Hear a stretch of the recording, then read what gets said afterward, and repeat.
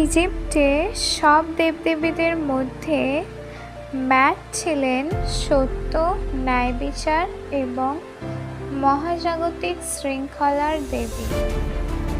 তিনি শুধু একজন দেবীই ছিলেন না, বরং সেই নীতিগুলির প্রতীক ছিলেন যা পুরো মহাবিশ্বকে ভারসাম্য রাখতে সাহায্য করত। তার পালক সত্য ও সাম্যের প্রতীক ছিল। পরকালে মৃতদের হৃদয় সেই পালকের সঙ্গে ওজন করা হতো।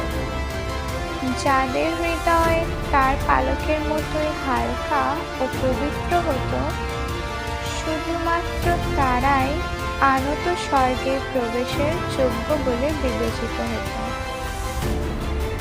মাতের প্রভাব জীবনের প্রতিটি ক্ষেত্রে বিস্তৃত ছিল। তিনি আদালতের ন্যায় বিচার নিশ্চিত করতেন এবং সমগ্র মহাবিশ্বে শান্তি ও শৃঙ্খলা বজায় রাখতেন।